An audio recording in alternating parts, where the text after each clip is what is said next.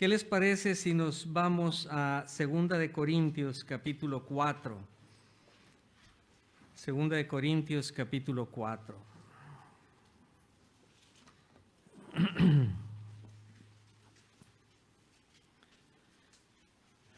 En 2 capítulo 4, los versículos que vamos a estar estudiando son los versículos del 1 al 5, del 1 al 6. Y quisiera dar lectura a la palabra de Dios. Dice así: por lo cual, teniendo nosotros este ministerio según la misericordia que hemos recibido, no desmayamos. Antes bien, renunciamos a lo oculto y vergonzoso, no andando con astucia, ni adulterando la palabra de Dios, sino por la manifestación de la verdad, recomendándonos a toda conciencia humana delante de Dios. Pero si nuestro evangelio está aún encubierto, entre los que se pierden está encubierto, en los cuales el Dios de este siglo cegó el entendimiento de los incrédulos, para que no les resplandezca la luz del evangelio de la gloria de Cristo, el cual es la imagen de Dios. Porque no nos predicamos a nosotros mismos, sino a Jesucristo como Señor, y a nosotros como vuestros siervos, por amor de Jesús. Los invito a tener una palabra de oración. Padre, muchas gracias por esta porción de la Escritura. Oramos delante de ti, Señor, para que tu Santo Espíritu tome la palabra y la aplique al corazón de cada uno de mis hermanos y hermanas que están aquí en medio de nosotros. Oramos también, Señor, que tu Santo Espíritu se mueva libremente en este lugar, de esquina a esquina, de lado a lado, llenándolo todo. Y oramos, Señor, que seas tú el que nos enseñe en esta tarde por Jesucristo. Amén. Hermanos, los heraldos se han distinguido a través de los tiempos por ser personas que declaraban las palabras del rey. Nabucodonosor los usó para pregonar sus órdenes, lo vemos allá en el Antiguo Testamento, y las monarquías lo siguen utilizando aún en este tiempo. Muchos pueblos tuvieron sus heraldos en Europa, si bien con nombres diferentes, pero con funciones por lo general eran muy parecidas. Las funciones de los heraldos eran muchas. Podían entrar a las ciudades sitiadas o mezclarse en medio de los combates sin que nadie se atreviese a herirles. Convocaban las asambleas de los jefes o generales, imponían silencio a la multitud antes que hablaran los reyes para que se oyeran también sus discursos de una manera clara. Los heraldos eran los que llevaban sus órdenes, llamando a aquellos a quienes los príncipes deseaban ver o deseaban también hablar. Esta segunda carta del apóstol Pablo a los Corintios no deja de asombrarnos a través de cada uno de los capítulos que contiene. Es una carta pastoral que trae aliento ciertamente a los pastores, pero mayormente también a los creyentes a evaluar su condición delante del Señor, porque alinea nuestra vida personal en el rol más importante que cada uno de nosotros tenemos, que es el avance del reino en este tiempo. Hoy estamos viendo una porción muy interesante. Te va a ayudar a entender tu rol como heraldo del rey, en medio de donde Dios te ha puesto para servirle, para proclamar su palabra, ahí donde tú te mueves, ahí donde tú estás viviendo.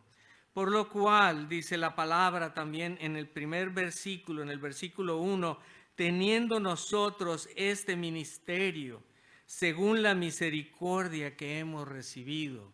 Hemos recibido este ministerio de ser heraldos del rey, no desmayamos y no desmayemos en esto. Hoy estaremos viendo entonces esta porción de la Escritura, así que te aliento a estar atento en esta mañana, a no desmayar y a considerar que como un heraldo del Rey, tienes este ministerio según la misericordia que hemos recibido, de acuerdo a la palabra del Señor. Hermanos, también es importante que antes de entrar a nuestro pasaje, situemos nuestro texto dentro del contexto, y para eso quiero recordarles que ahí en el capítulo 3, ustedes pueden ir al capítulo 3, al versículo 5.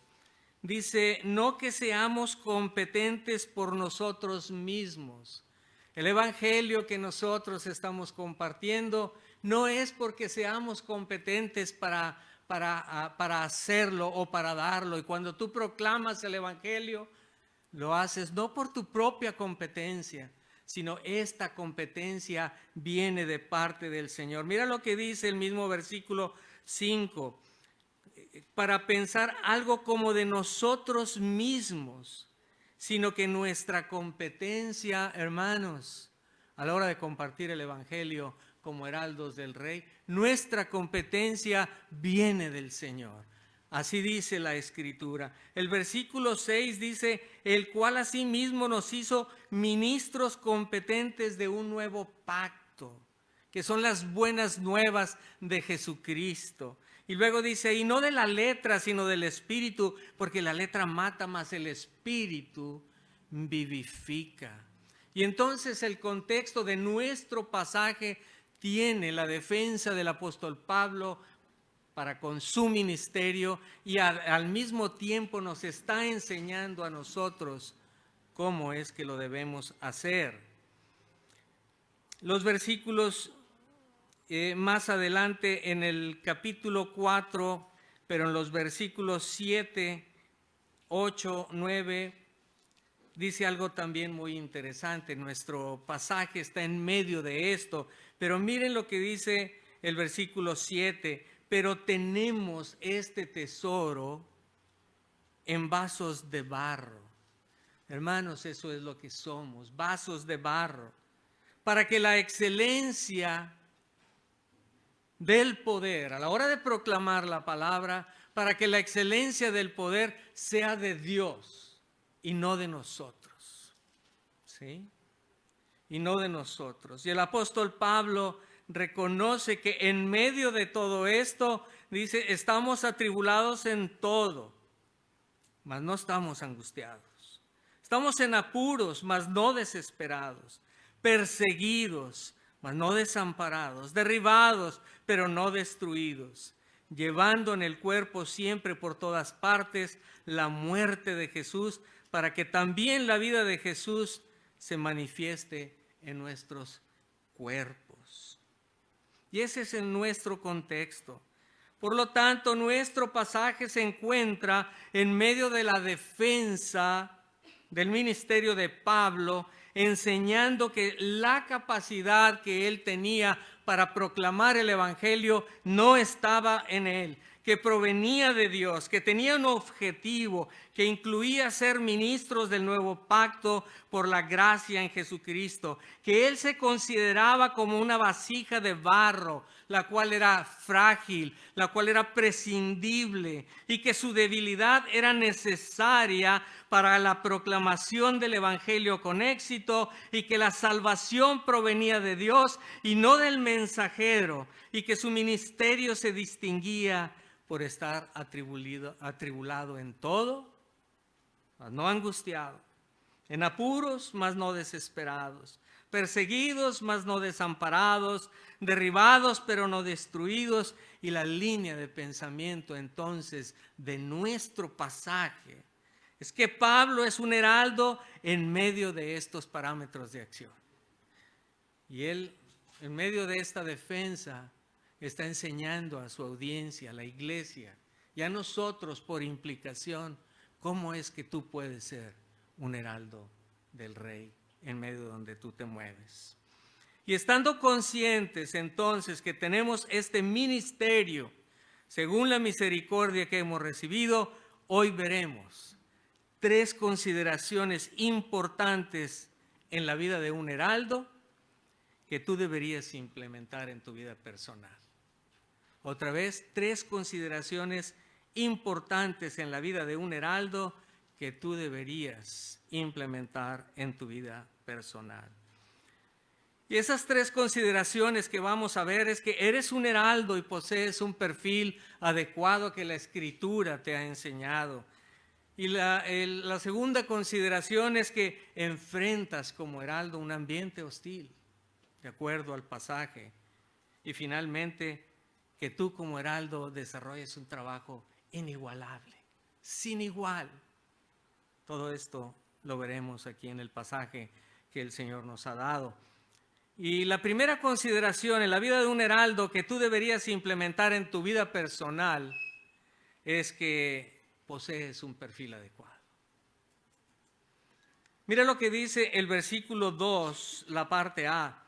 Dice, antes bien renunciamos a lo oculto y vergonzoso. Antes bien renunciamos a lo oculto y vergonzoso. Si vas conmigo ahí de nuevo al texto, verás que inicia con una frase de contraste muy interesante porque dice, antes bien. ¿Qué significa antes bien? Es como si Pablo dijera, pero nosotros renunciamos a lo oculto y vergonzoso. El contraste que está haciendo Pablo es con los falsos apóstoles que se habían infiltrado en la iglesia de Corinto y que practicaban todavía lo oculto y lo vergonzoso. Y entonces Pablo por eso escribe antes bien, o como si dijera, pero nosotros renunciamos a lo oculto y lo vergonzoso. ¿Pero qué significa renunciar a lo oculto y renunciar a lo vergonzoso? Pablo está expresando una desaprobación a las cosas que se llevan a cabo tras bambalinas, a las cosas que traen o deberían traer vergüenza. Y Pablo está diciendo, antes bien, nosotros renunciamos a eso. El hermano MacArthur menciona en su libro El Evangelio según Jesucristo lo siguiente. El arrepentimiento que no se vuelve del pecado es ajeno a las Escrituras. Hermanos, esta definición a mí me pone a temblar. Otra vez lo cito, el arrepentimiento que no se vuelve del pecado es ajeno a las Escrituras. Esto es que si el arrepentimiento no provoca un cambio, de tal manera que podamos cortar con el pecado, es ajeno a lo que la Escritura enseña. Eso es lo que está diciendo el hermano. El arrepentimiento implica renunciar al pecado, a lo oculto, a lo que da o debería dar vergüenza. Y la renuncia también implica arrepentimiento.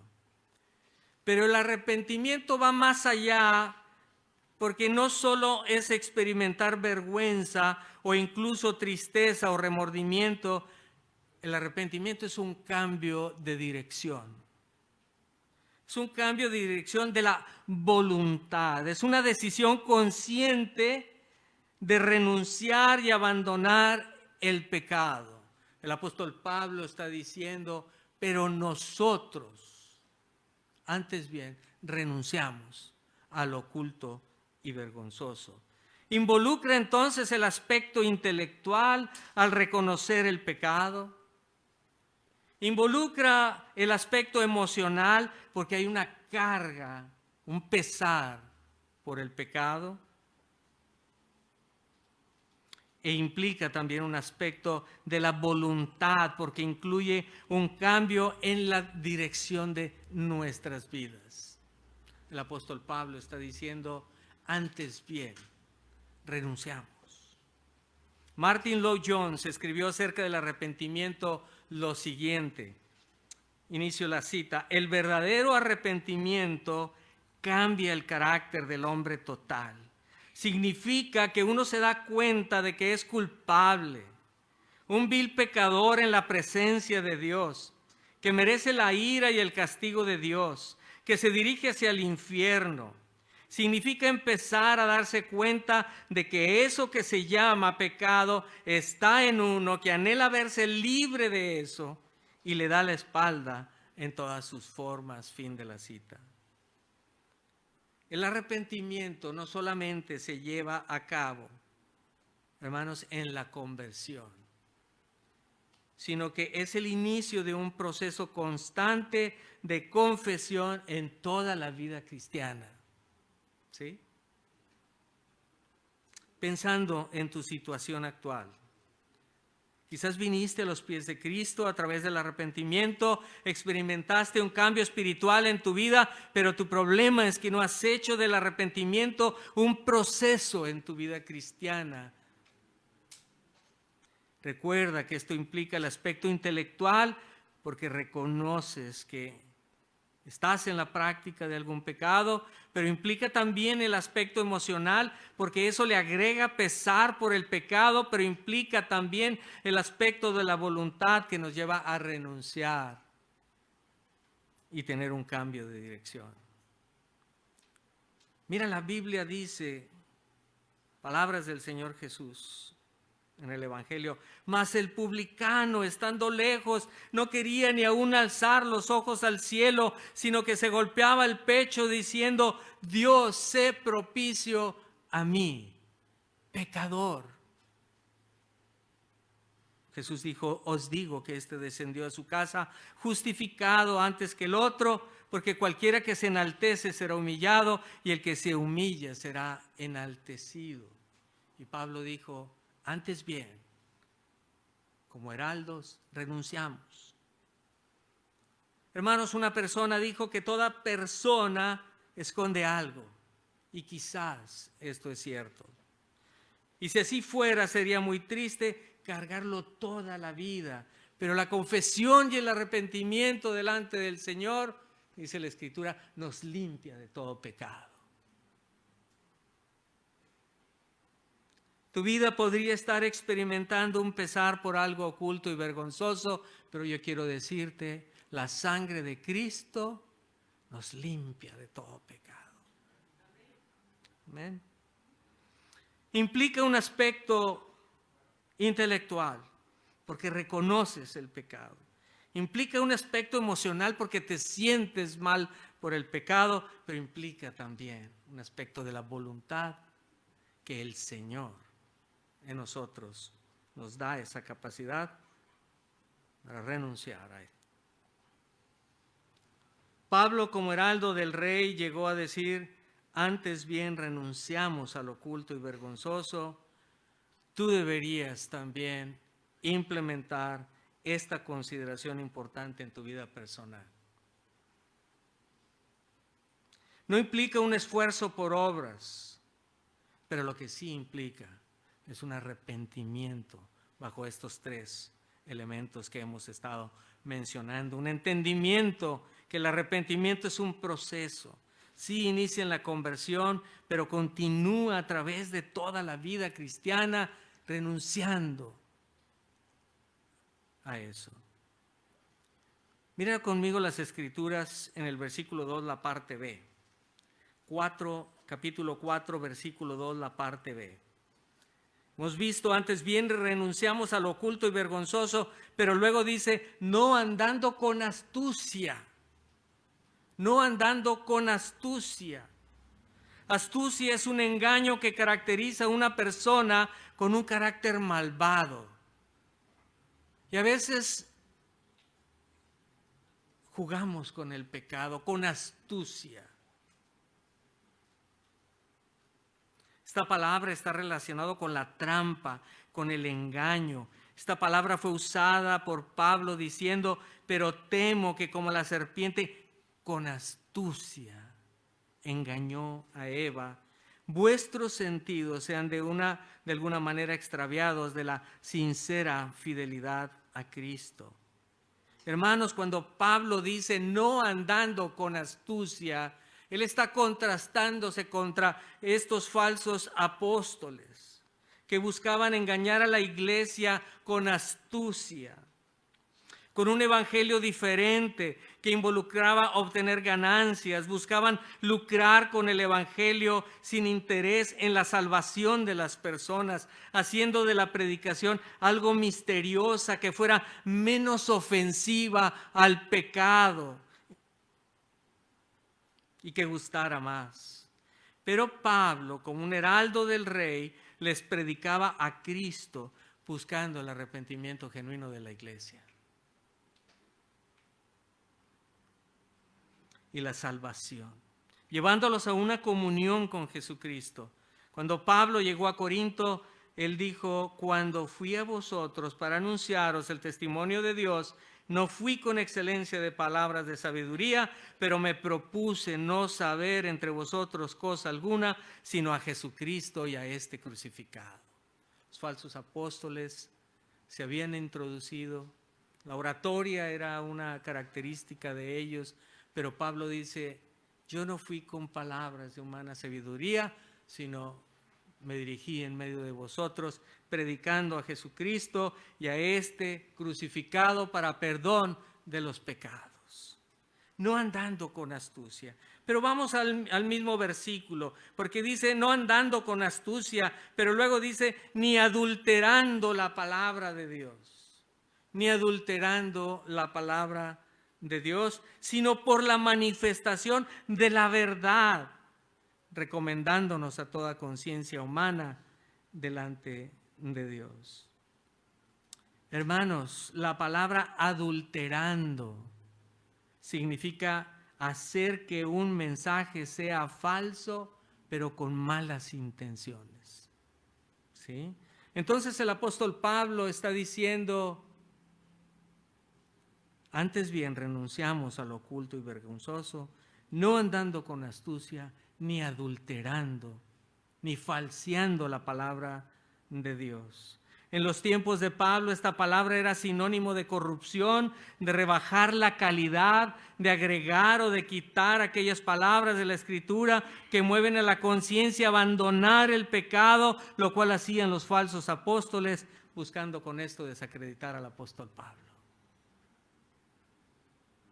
El texto enseña que la forma en la que Pablo enseñó fue a través de manifestar la verdad de las Escrituras. Las Escrituras. O sea, fue a través de renunciar al oculto y vergonzoso, no con astucia, no rebajando la palabra de Dios. Y luego dice la palabra sino. Y esta es una palabra que también Pablo está usando para contrastar de nuevo que lo hizo sino a través de la enseñanza de la verdad de las Escrituras. ¿Sí? Pablo en esta misma carta dijo: no somos como muchos que medran falsificando las Escrituras, falsificando la palabra de Dios, sino que con sinceridad, como de parte de Dios y delante de Dios, hablamos en Cristo. Y estos falsos apóstoles medraban, falsificaban, eran charlatanes de la palabra de Dios.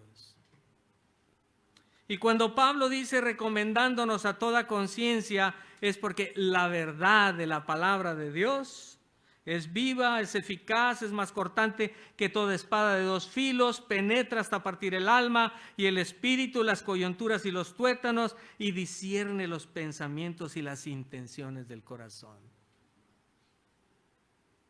Es una recomendación para la conciencia ser expuesta a la palabra de Dios. Hoy en día se mercadea la palabra de Dios. Hoy en día se mezcla la psicología para endulzar el oído, para atrapar también los bolsillos del paciente o de la audiencia. Hoy en día la palabra de Dios y la suficiencia de las Escrituras es atacada. Es atacada a través de no ser predicada en forma clara. Pablo, como heraldo del rey, nos muestra un perfil adecuado.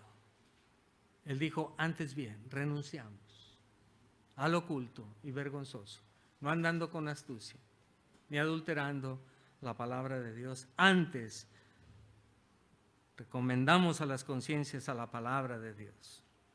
Pablo, como heraldo del rey, nos muestra un perfil adecuado, caminando a través de la vía del arrepentimiento, ha llegado a renunciar a lo oculto, a lo vergonzoso de la vida pasada, y él dijo, lo tengo por basura para ganar a Cristo. Y ha decidido no proclamar el evangelio con engaño, ni medrando la palabra de Dios, sino manifestando la verdad para que las conciencias sean expuestas ante la palabra de Dios, que es como un martillo que quebranta la piedra, y toda conciencia venga a los pies de Cristo. Y hermano, esta es la primera consideración importante que tú deberías implementar, que deberíamos implementar en nuestra vida personal. Pero quisiera que vengas conmigo ahora para ver la segunda consideración en la vida de un heraldo que tú también deberías implementar en tu vida personal.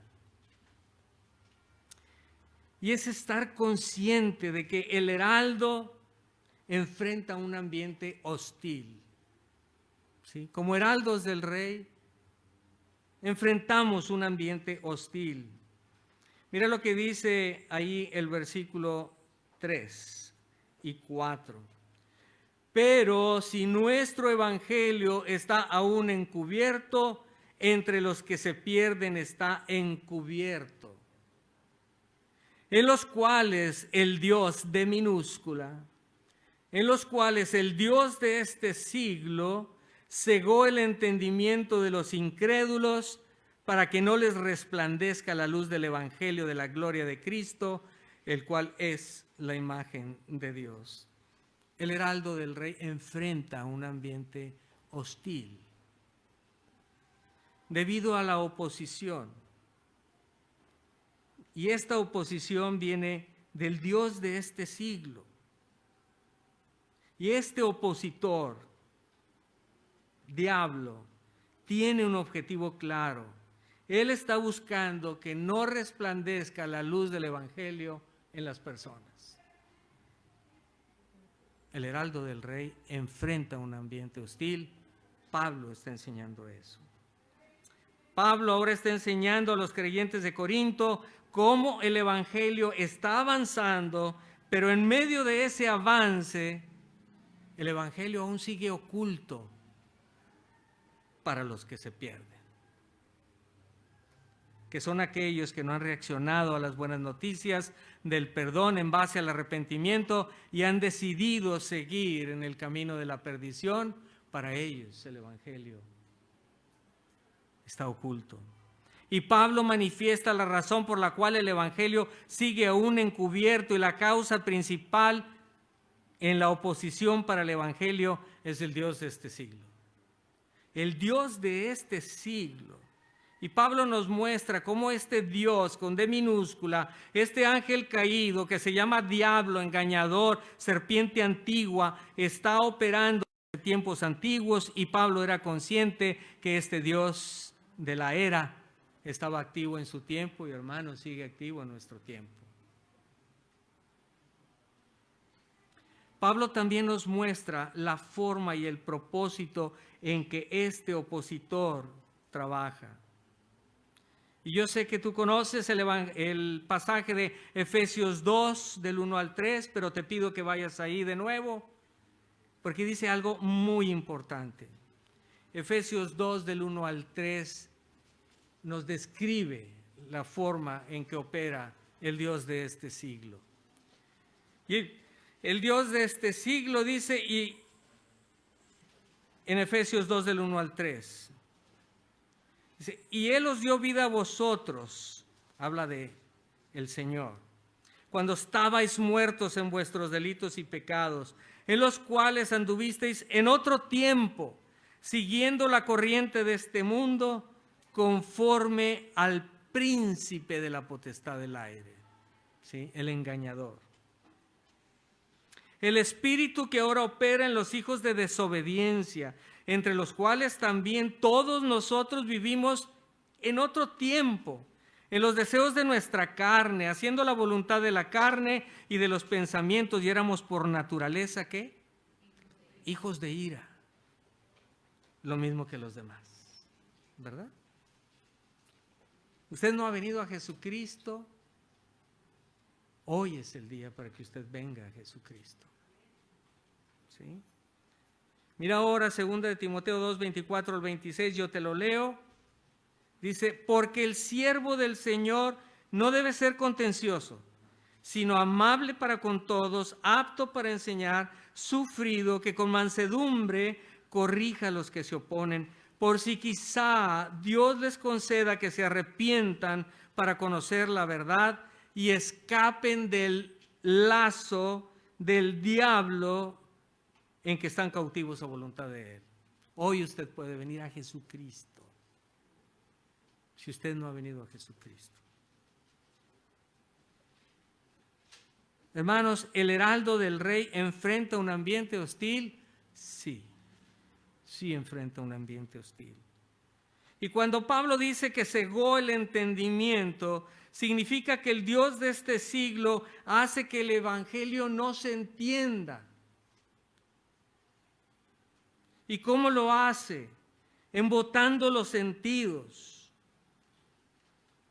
Más adelante en la carta el apóstol Pablo dice, pero temo que como la serpiente con su astucia engañó a Eva, vuestros sentidos sean de alguna manera extraviados de la sincera fidelidad a Cristo.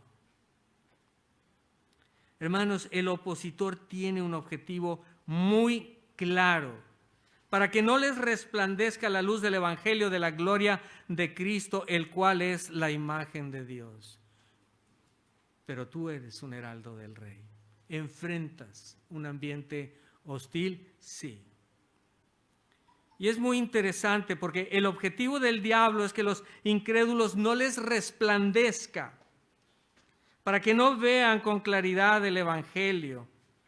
O sea, hermanos, el plan de redención está en acción. Esa es la mega narrativa de las Escrituras. Pero también el heraldo está en acción. Somos tú y yo. Pero la oposición también. El heraldo enfrenta un ambiente hostil. Hermanos, toda la Biblia ilustra la oposición al mensaje de Dios. Esto no es ninguna novedad. Israel como pueblo enfrentaron oposición en todo tiempo para que brillara Dios en el Antiguo Testamento. La idolatría fue implantada, vinieron las guerras, aún en la reconstrucción del muro para levantar un lugar de reunión, el Dios de minúscula de este siglo se manifestó en oposición y ahora la estrategia de él es cegar, que el mundo sea más brillante que el Evangelio. El heraldo enfrenta oposición, un ambiente hostil. Hermano, el Dios de este siglo no quiere llegar solo al infierno, ¿verdad? Él sabe lo que le espera, pero la rebelión continúa y está buscando que cuando el heraldo predica el evangelio, los incrédulos estén cegados por él y tiene una multitud de formas para hacerlo. Las mismas estrategias simplemente vienen con diferente empaque a la hora de presentarlas. A los padres los tiene entretenidos, ocupados, están cansados para no jugar su rol de dirección en el hogar. A los jóvenes los tiene entretenidos constantemente. A las familias las tiene ensimismadas, distraídas y sus estrategias han sido las mismas a través de todos los tiempos. Quizás tú dices, yo no estoy enfrentando oposición. La pregunta sería si has tomado tu rol como heraldo. Si no lo has tomado, es claro que no hay oposición para el que no se identifica con Cristo. Pero si tú te has identificado con Cristo, enfrentarás un ambiente hostil cuando predicas, cuando compartes la palabra de Dios.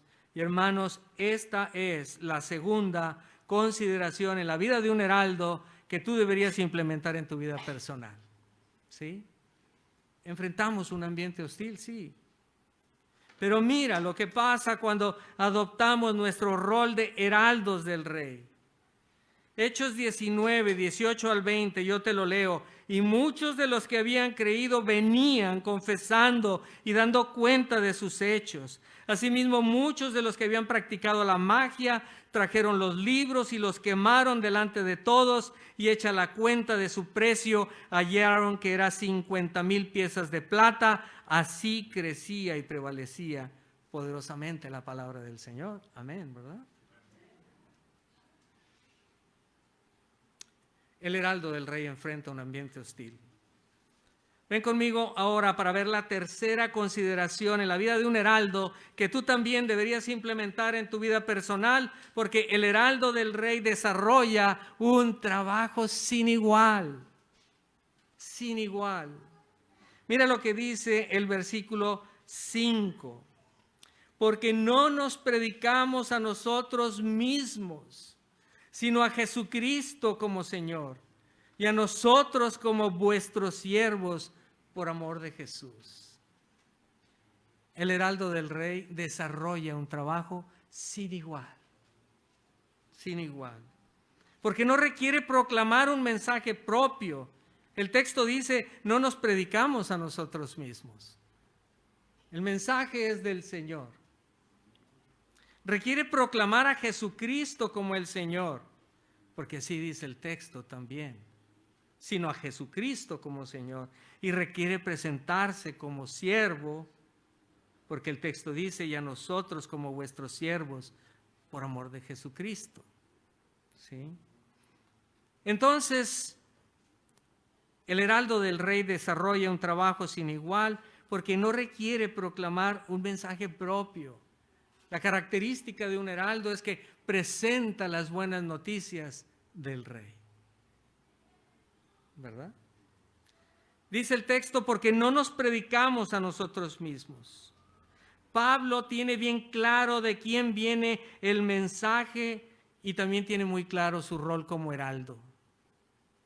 La palabra predicar viene de la palabra keruso, que significa el dar a conocer noticias importantes públicamente y en voz alta, como un heraldo. En el contexto en el que se encuentra, significa dar a conocer las noticias importantes públicamente en voz alta, especialmente las noticias procedentes de Dios sobre el camino de la salvación a través de la muerte y resurrección de Jesucristo. Eso es lo que Pablo está diciendo cuando dice, no nos predicamos a nosotros mismos, sino a Jesucristo como Señor, y a nosotros como siervos de Él. Un ejemplo lo vemos en Daniel, no vayan, yo se los leo. El pregonero, dice Daniel 3:4, y el pregonero, el keruso, anunciaba en voz alta, mándase a vosotros, oh pueblos, naciones y lenguas. Y entonces venían las noticias del Rey. Y hermano, tú no tienes que preocuparte por el mensaje, porque el mensaje está en las Escrituras. Y dice también nuestro texto, más bien predicamos a Jesucristo como el Señor. ¿Qué significa predicar a Jesucristo como el Señor? En muchas de las iglesias evangélicas se ha predicado que una cosa es que Jesucristo sea tu Salvador y otra cosa es que Él sea tu Señor. Algunas iglesias predican que son dos decisiones en la vida cristiana. La primera es al nacer de nuevo y la segunda más adelante, cuando entiendas otras cosas, tomarás la decisión de que Él sea tu Señor. Pero hermano, eso no enseña la Escritura. La Escritura enseña que Él es Señor y Él es el Señor desde el día que tú le entregaste tu vida a Jesucristo, y no son dos decisiones, sino más bien que te sometas al señorío de Cristo. La Biblia enseña que Dios le ha hecho Señor y Cristo, y tú y yo tú o yo no le vamos a ser Señor, porque Él ya es el Señor. La Biblia afirma que Jesús es Dios. Dice Colosenses 1, porque en Él fueron creadas todas las cosas, las que hay en los cielos y las que hay en la tierra, visibles e invisibles, sean tronos, sean dominios, sean principados, sean potestades. Todo fue creado por medio de Él y para Él. Y Él es antes de todas las cosas, y todas las cosas en Él subsisten, y Él es la cabeza del cuerpo que es la iglesia, el que es el principio, el primogénito de entre los muertos, para que en todo tenga la preeminencia. ¿Cómo le vamos a hacer nosotros, Señor, en alguna otra decisión? Él es Señor.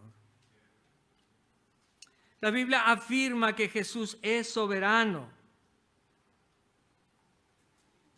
Dice la Escritura, porque el Padre a nadie juzga, sino que todo el juicio dio al Hijo, para que todos honren al Hijo, como honran al Padre. El que no honra al Hijo, no honra al Padre que le envió. Dice Juan capítulo 5, ¿verdad? Y la Biblia afirma que Jesús es Salvador. La palabra dice, quien llevó él mismo nuestros pecados en su cuerpo sobre el madero, para que nosotros, estando muertos a los pecados, vivamos a la justicia, y por cuya herida fuisteis sanados. Él es tu Salvador, Él es tu Señor. La Biblia afirma que Jesús es Señor, porque la Escritura dice que si confesares con tu boca que Jesús es el Señor, y creyeres en tu corazón que Dios le levantó de los muertos, serás salvo. Hermanos, el libro, el Evangelio según Jesucristo, dice lo siguiente: el sello de la fe que salva es la sumisión al señorío de Jesucristo. Fin de la cita. No son dos decisiones. Cuando el perdido viene a Jesucristo arrepentido y acepta el perdón en base al sacrificio de Cristo, viene la salvación y viene al señorío de Cristo. Él es Señor. La segunda cita en el mismo libro dice, cualquier mensaje que presente un Salvador que sea menos que Señor de todo, no puede pretender ser el Evangelio según Jesucristo. Hermanos, esto da luz al entendimiento del Evangelio. No pueden utilizarlo como Salvador, dice quienes lo rechazan como Señor. Fin de la cita. Los falsos apóstoles estaban dando un evangelio diferente, alabándose a sí mismo. Ser un queruso o bien ser un heraldo es un gran privilegio, porque el mensaje no es tuyo, el mensaje es el del Señor, contenido en la Escritura. El mensaje es de parte del Rey. Nuestra función es dar el mensaje. No tenemos que preocuparnos por el mensaje. El mensaje está aquí, es dar el mensaje como heraldo. El heraldo no salva a nadie. El heraldo es un transmisor de las buenas noticias del Rey.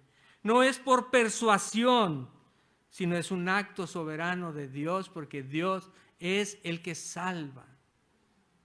La diferencia no está en la destreza del heraldo. La Biblia dice, entonces oídas estas cosas callaron y glorificaron a Dios, diciendo, de manera que también a los gentiles ha dado Dios arrepentimiento. ¿Quién dio el arrepentimiento? Ha dado Dios arrepentimiento para vida eterna. Hechos capítulo 11. Ahora mira conmigo la parte del versículo 5 que dice, y nosotros como vuestros siervos por amor de Jesús. Está en el versículo 5. Y a nosotros como vuestros siervos por amor de Jesús. No nos predicamos, no te preocupes por el mensaje, está en la Escritura. ¿Sí? Predicamos a Jesucristo como el Señor y a nosotros, a ti, como vuestros siervos, por amor de Jesús. Hermanos, la palabra siervos es muy interesante porque viene de la palabra doulos. Doulos. Es una persona, mira la definición, es una persona que legalmente es propiedad de otra persona. Cuando el apóstol Pablo está diciendo, y nosotros como vuestros siervos, él está diciendo, y nosotros nos presentamos como doulos, y la definición es una persona que legalmente es propiedad de otra persona. El Señor nos ha rescatado, ¿verdad? Somos de Él, para Él. Él es nuestro Señor. Somos siervos. Es una persona que legalmente es propiedad de otra persona y cuyo sustento entero y propósito son determinados por su amo. Él es nuestro Señor, ¿verdad? Tú no tienes que preocuparte, ¿verdad? Somos siervos, ¿sí? Un heraldo tiene el privilegio de dar las mejores noticias de parte del rey, quien es Salvador, quien es Señor y que reconoce que tiene un amo que le sustenta y que dirige sus propósitos en esta vida de este lado del cielo. ¿Sí? Hermanos, esta es la tercera consideración en la vida de un heraldo que tú deberías implementar en tu vida personal. El trabajo de un heraldo es inigual. ¿Sí? Es inigual. Proclamar las buenas noticias del Rey. Concluyendo, hermanos, la distancia que nos separa muchas veces de estas tres consideraciones pudiera ser abismal, pero no te preocupes. Ven a Él. ¿Sí? Ven a Él. Se requiere ver a Jesucristo. Y mira, déjame decirte una cosa. El Señor Jesucristo es nuestro mayor ejemplo de heraldo. ¿Sí? Él es nuestro queruso como heraldo. Él renunció. Él se despojó de ese trono. Él tomó forma de siervo. Él se humilló. No anduvo con astucia, ni medrando la palabra de Dios. Él dijo de sí mismo, yo soy la verdad. Él habló la palabra, activando las conciencias de los hombres. Él es nuestro heraldo modelo. Jesús también enfrentó un ambiente hostil debido al Dios de minúscula de este siglo, pero Él dijo, yo veía a Satanás caer del cielo como un rayo. He aquí os doy potestad de hollar serpientes y escorpiones y sobre toda fuerza del enemigo y nada os dañará, pero no os regocijéis de que los espíritus se os sujetan, sino regocijaos de que vuestros nombres están escritos en los cielos. ¿Enfrentó oposición? Sí. Jesús es nuestro gran heraldo. Mira sus palabras en Juan 12, versículo 49, dice, porque yo no he hablado por mi propia cuenta. Pablo dijo, no nos predicamos a nosotros mismos. El Señor Jesús, nuestro mayor heraldo, Él dijo, yo no he hablado por mi propia cuenta. El Padre que me envió, Él me dio mandamiento de lo que he de decir y de lo que he de hablar. Él es un queruso, ¿verdad? Él es Dios.